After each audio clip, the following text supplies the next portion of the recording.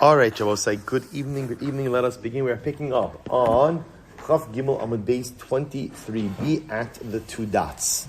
At the two dots. Now, there are some of these really very interesting sugyas. So, Tan Rabbanon. Harotz likanis l'seudas keva, mahalech asara pamim dalet amos, o dalet pamim yud amos. Listen to this halacha. Person wants to go and is going to sit down at a meal, right? Now, you have to understand something. The context over here is incredibly important. When a person comes and sits down at a meal, so Rashi points out, Rashi says, Uginaihu sheyitztarech lenekavav b'soch asuda. So apparently, like Talmudic practice was that when you sat down at a meal with people, it was considered to be rude to excuse yourself to go to the bathroom. You wouldn't do that. So therefore, when you sat down at the meal, you were there until the meal was complete. So if that's the case, you want to make sure that you relieve yourself prior to going ahead and going to the bathroom. So the Gemara gives an interesting aid. So the Gemara says, so what you do now, in this case over here, the person is trying to make sure that they could defecate before sitting down to the meal. So the Gemara says, what should you do? Go ahead and walk 10 times. Mahalech eser pamim dalet amos. So do 10 short walks of 4 amos each. Right? 10 short walks of 4 amos each. Or do 4 longer walks of 10 amos each. V'yifne. And then try to relieve yourself. So apparently the walking, Rashi says, creates the pressure, and the pressure makes it easier for a person to go ahead and relieve themselves. All right? Rabbi Yitzchak, haynichnas l'seudas keva cholet tfilav. Similarly, if a person goes in to sit down for a meal, so seudas keva means like a real meal. So a person goes in to sit down for a real meal, what should you do? Take off your tefillin. Take off your tefillin. Now, what's the pshat? Why do you have to take off your tefillin? So Rashi says, over Shema yishtaker besuda v'iskana b'tfilav. What are we concerned about? Remember, again, I will say a staple of Talmudic meals was wine. So the concern was, if I'm going into a meal, I may drink a little bit too much. If I'm wearing my tefillin, so there's a concern that I may act in an inappropriate way while wearing my tefillin. So the Gemara says, "Upliga de Rabbi Chia, dam Rabbi Chia, manichon al shulchano." So we'll say, so here's what's interesting. The first opinion says that halacha l'maisa, you take off your tefillin and you wrap it up. The second opinion said you take off your tefillin and you put it on the table. You put it on the table and you have it in front of you. V'chin hadrilo. And I will say, and this is considered to be a beautiful practice. Now, what's the pshat? Because if they're sitting in front of the table, if you finish your meal and there's still time to go ahead and put the tefillin back on, you put the tefillin back on. Okay, beautiful. Va'ad emas. And I will say, how long do you have to keep your tefillin off? In other words, I'm going into the meal, I'm taking off my tefillin because if I drink a little too much and I act maybe a little bit on a frivolous, light-headed way, it's not appropriate to wear my tefillin. So when could I put my tefillin back on? So the Gemara says, Adzman bracha. You have to keep your tefillin off up until benching. And after benching, you could put your tefillin back on. Now, both understand also, the Gemara is presupposing, kind of like the previous sugya as well, that people are wearing tefillin the whole day. Again, remember, our mindset is you wear tefillin during shacharis, and that's it. That's not really the ikra halacha. The ikra halacha is a person who wears tefillin all day, and that's clear what the Gemara is talking about. That's why even the case of going to the bathroom, right? All these cases, a person walking around the whole day in tefillin. Okay. Tani chada, sorer adam tfilav in ma'osav be'afekasuso. So I'll say it's actually very interesting. So one brayso says as follows, that a person could wrap up his tefillin together with his money in his cloak. In his cloak. Take a look at Rashi for just a moment. Actually, in Ma'osav, Rashi says, Lo im ha'ma'os mamish elishneik sharim zeh eitzel zeh. So Rashi just clarifies over here, it doesn't literally mean that I'm going ahead and wrapping up my money literally together with my tefillin, but rather it means I'm wrapping my money and I'm wrapping my tefillin all together in the same cloak. So they're wrapped separately, but within the same cloak. V'tanya idach, another brayso says, Lo yatzor. Other brayso says, no. If you're using a cloak to wrap your tefillin, you should not wrap your money in that same cloak. So we have a contradiction. So what's the halacha? Shabbos said, it's really interesting. Lo kasha, hada azamne, hada lo azamne. We'll say it's not a contradiction. One is talking about where you set aside the cloak to be a receptacle for tefillin, and one is where you did not designate it to be a receptacle. What is the Gemara saying? Once you designate an item to be a tefillin receptacle, then that item has kedusha. It has holiness. And once it has holiness, it really can't be used for something else. For something else, the Gemara says, Rav Chisda said, Hai sudra de tefillin, da azdam de la tefillin. If you literally have a cloak, you have a garment, that you, sudra literally means like a headscarf. You have a scarf that you set aside, that you designated to go ahead and use to, it's your tefillin bag, right? You designated a scarf to use as your tefillin bag. Then what's the halacha? Then l'meitzar tefillin, tsar beit tefillin, as l'meitzar beit pshiti. So once you used it for tefillin, you can't use it for money. Azam nevalot sarbe. What happens if you designated the bag, or in this case the scarf, but you never actually used it for tefillin yet? Or sarbe velo azamne, or you put tefillin in it, but you never actively designated the bag or the scarf. Shari lemitzvah bezuzeh. Ultimately, again, you could wrap money in it. So I will say, so according to this opinion, in order for a receptacle, a bag, a scarf, to be designated for tefillin, you need two things. Number one, designation. Number two, active use for tefillin. Once you have those two things, then halach l'maaseh can't be used for anything else. But simply designating the bag for tefillin doesn't give it kedusha, or using it without designation doesn't give it kedusha as well. The Gemara says. So money for tzedakah would be the same thing. You couldn't. So we're going to talk about that in just a moment. One second. He says, "Ula Abaye de Amr Hazmana Milsehi Azamne Afagav Lo Tari." Now, according to Abaye says designation is enough. Designation is enough. So ultimately, again, so according to Abaye, it says designation is enough. Azamne Afagav Lo Tari. Then once you go and you designate, let's say the scarf for tefillin, even if you haven't yet used it for tefillin, you can't use that scarf or that bag for anything else. Sarbe, but if you just used it for tefillin, iazamne aser, ilo azamne lo. But if you just designated it, if you used it, but you didn't designate it, then ultimately the item doesn't have kedusha. So I will say, see, here's what's very interesting about this Gemara. So what it sounds like over here from this particular Gemara is that halacha l'maisa, that there's a fundamental machlokas. If you go ahead and you designate a bag, a scarf for your tefillin, so does the designation itself preclude you from using the scarf or the bag for anything else? Or does it have to be designation plus usage? So we'll say the way the Shulchan Aruch paskins is it has to be designation plus usage. Designation plus usage. So we'll say, so interestingly enough, so just to illustrate this, so let's say you have a tefillin bag. Let's say you have a tefillin bag, right? And let's say you get a new tefillin bag. So now you decide, you know what? My old tefillin bag would be a fantastic lunch bag. It already has my name on it, right? It's beautiful. It's not going to get confused with any of the other lunch bags in the refrigerator, right? Because no one else has a lunch bag like that. It's fantastic. You can't do that. Because once it's been actively designated, ultimately, again, for and used for tefillin, it can't be repurposed as something else. So Chaim mentioned over here, what about keeping tzedakah money in your tefillin bag? So this is a big machlokes aposkim. So some say you're not allowed to do that. You can't do it because that's using a bag that is set aside for tefillin for something else. Other school of thought says you can do it. Why? It's a mitzvah. It's a mitzvah. In other words, when do we say that if you designated it for tefillin, ultimately again you shouldn't use it for anything else? That's ultimately for a mundane usage. But for another mitzvah usage, you could also, you know where else this comes up? It's actually interesting. I don't remember where I saw this, but a long time ago I saw that there are opinions that bring down that really a person shouldn't even put a siddur in their talis bag. Right?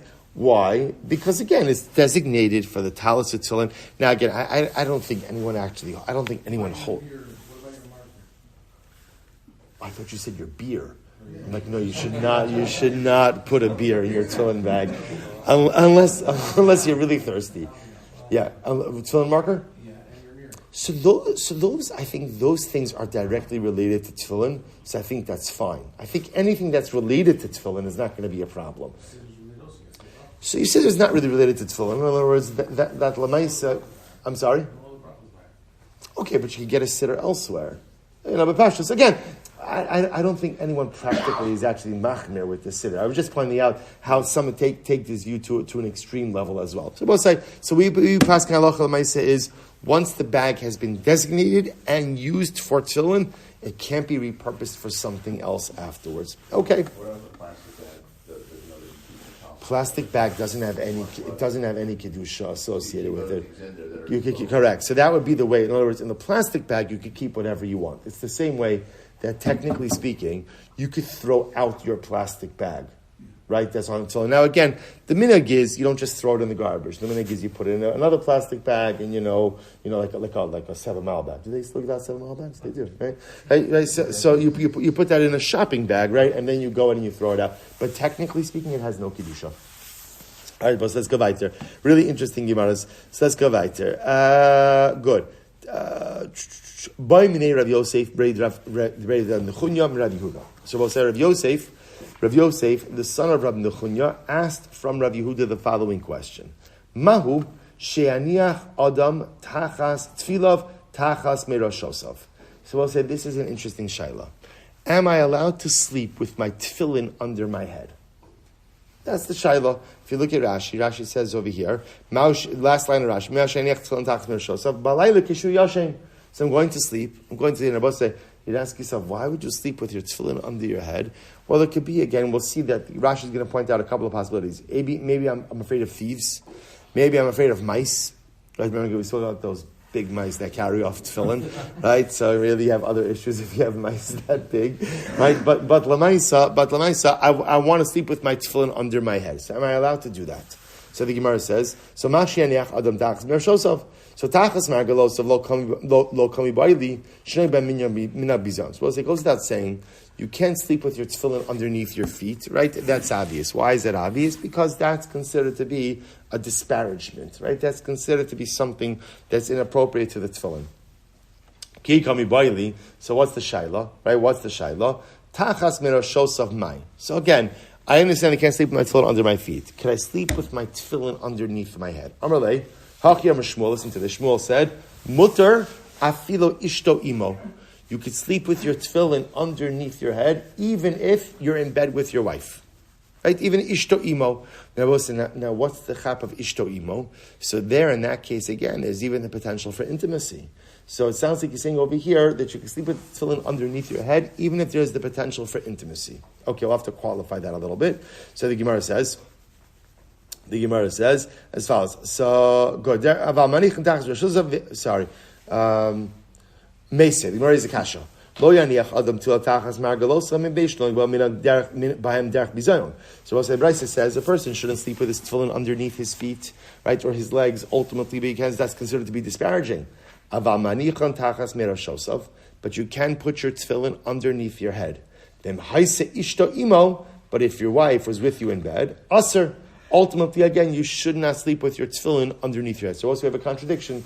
The Brisa said before and said that a man can sleep with his tefillin underneath his head even if his wife is with him. And the second opinion said he can sleep with his tefillin under his head, but not if his wife is with him. The Brisa goes on,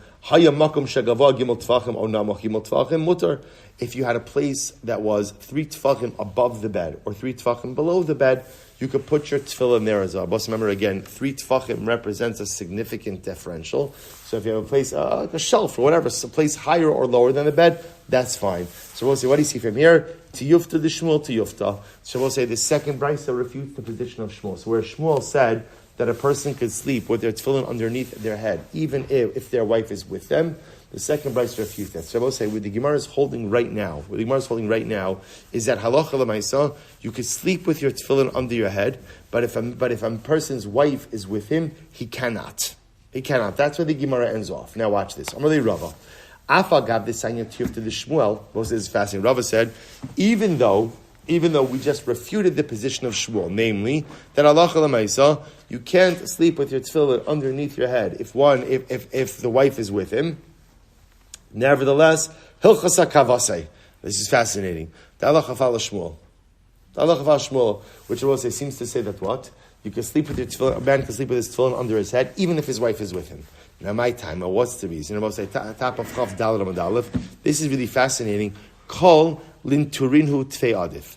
Because I will say ultimately again, the more you could guard your tefillin, the better off you are. In other words, I will say, let's take a step back. The Gemara presupposes there's only one reason why a person would be sleeping with this tefillin under his head. And why is that? To safeguard them. Right? To safeguard them. Meaning that my only other option is to leave the tefillin in a place where either it could be stolen, it could be damaged. So in other words, no one lechatchila, right? No one is ideally placing tefillin underneath their head. The only reason, ultimately, again, that is occurring is in order to safeguard and to watch out for them. So listen to this. So the Gemara therefore says, we'll say, if it's a choice, essentially, between safeguarding the tefillin, even though again, now a man has the tefillin underneath his head and his wife is with him, better to keep the tefillin safe, even though it's not ideal, than to leave the tefillin out and leave them again subject to theft or chas v'shalom destruction. Really interesting. And I will say, there's a tremendous mussar in this, that sometimes in life, you have to choose the best option available to you, even though it's not a good option. Right? So this guy over here is choosing between leaving the tefillin exposed and vulnerable, right, versus putting it under his head and his wife is in bed with him. So we'll say, so neither of those are great options. But the Gemara says, better to know that the tefillin are safe and secure than to leave them exposed. Sometimes you got to choose the best option out of the given options that are presented to you, even though neither of them or none of them are ideal. Incredible. So we'll say, so by the way, when we speak about putting tefillin underneath your head, where exactly is where is the tefillin being placed?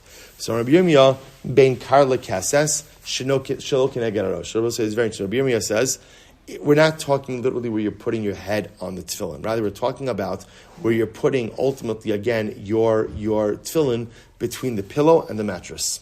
That's where it is. So again, there is a little bit of a buffer, a little bit of a barrier. So again, between my head and my mattress, I will say, now watch this, one more qualifier, and the tefillin is not directly underneath my head. So we'll say, so if you can imagine, again, you have your pillow. Right? So I put just for illustration purposes, right? I sleep on the right side of the pillow, right? I sleep on the right side of the pillow. So the idea would be is I'm putting my tefillin between my pillow and my mattress, and ultimately the tefillin would be under the left side of the pillow. So therefore, my head is not resting on the tefillin itself. Okay.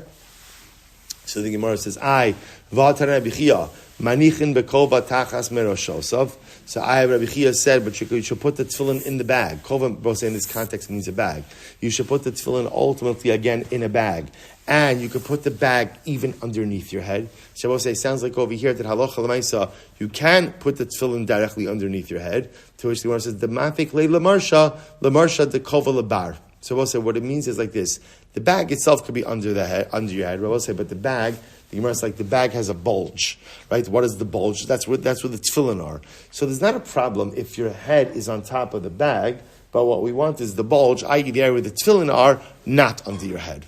Not under your head. Okay. So bar kafra, sayer le bekilsa, umafik lemer shehen lebar. So bar kafra, when he had to keep his tefillin by his bed, I will say, so if you can imagine over here, what they're talking about essentially is like a canopy bed, right? So if you can imagine you have a canopy bed and you have like the curtains around the bed, so he would tie up his tefillin in the curtain and position the bulge facing away from the bed.